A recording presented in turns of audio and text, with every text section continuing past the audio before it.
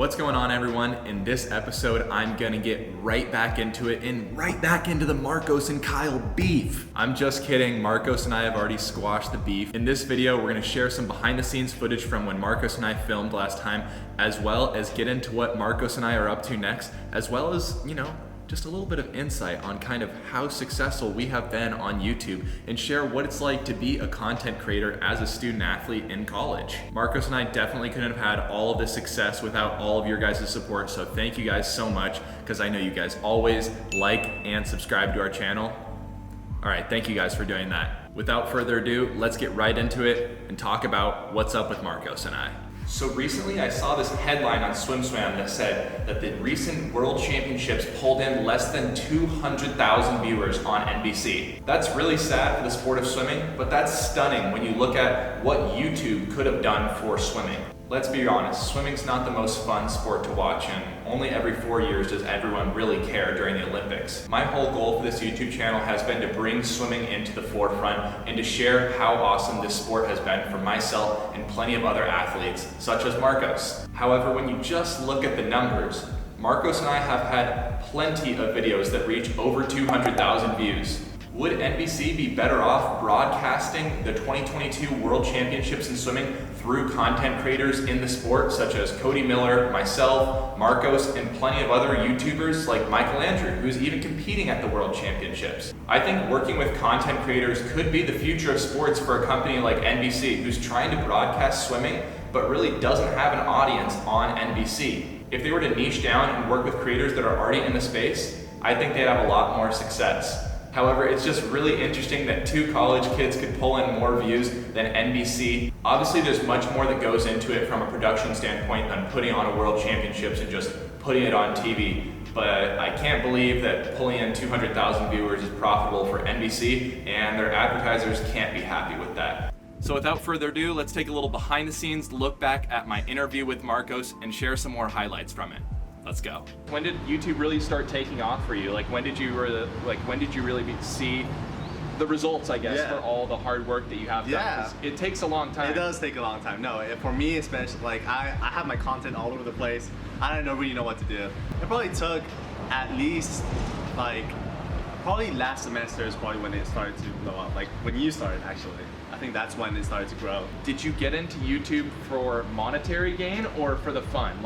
What were you trying to get out of it if you were trying to do it for fun, in all honesty? No, actually I was doing it purely for fun. And I think I want to maintain that mindset going forward, because YouTube goes ups and downs, it has ups and downs. It's not very stable. Absolutely no monetary reasons. I mean, now that it's gaining a bit of traction, there's definitely that, it's definitely a factor. Yeah. But I wouldn't say it's the deciding point.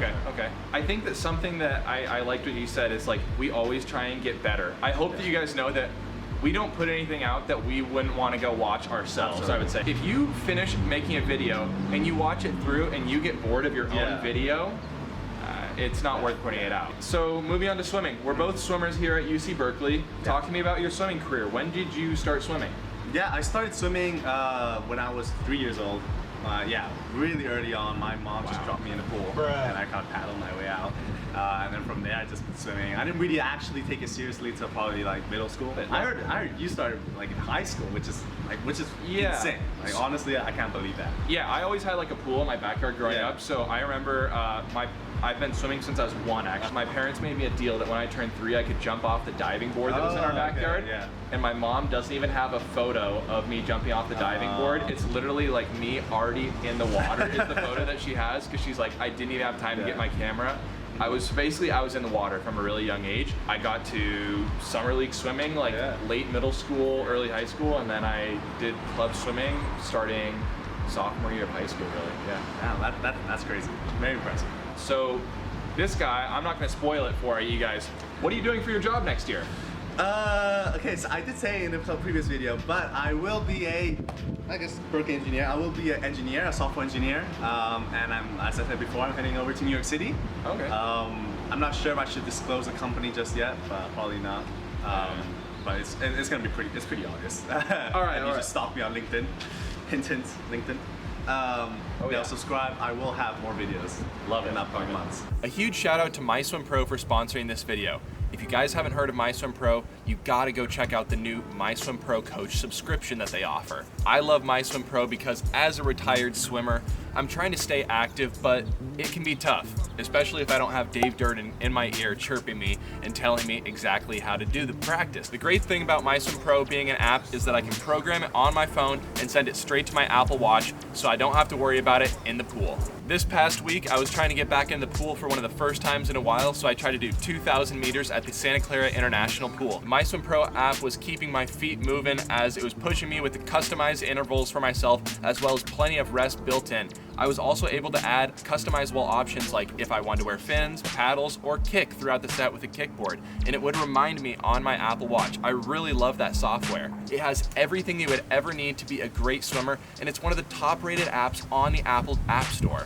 If you guys want to get 20% off your MySwimPro Coach subscription, check out the link down below and use code Kyle20. And without further ado, let's get back to Marcos and I. Sitting here reminiscing on my college swimming days with Marcos brings a smile to my face. I know Marcos and I have a lot of big plans planned out for the future, and we're hoping to put together a collab soon. Between the travel vlogs, swimming tips, and what he's got coming on in his new work life, I'm sure you guys are definitely gonna wanna check that out, so make sure to go subscribe to Marcos. What I got going on for me next? Well, I'm moving to San Francisco this week actually, and I'm gonna be starting a job at the start of August. However, being so close to Berkeley, I'm definitely gonna pop back over to Berkeley, film some of my teammates, and have them share with you continued access to the Cal men's swim team. So while I'm not on the team anymore, I definitely think you guys gotta stick around because I'm gonna have plenty of behind the scenes access, as well as sharing behind the scenes access to plenty of other universities throughout the country on my Day in the Life Athletics channel that I'm also gonna be running. Moving forward, my channel is also gonna consist of what it's like to be in the recruiting process and tips for the recruiting process,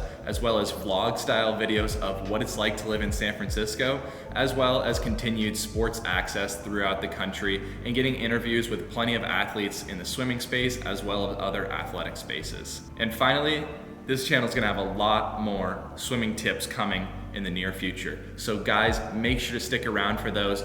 Make sure to like and subscribe to this channel. And without further ado, I'll see you guys all next time.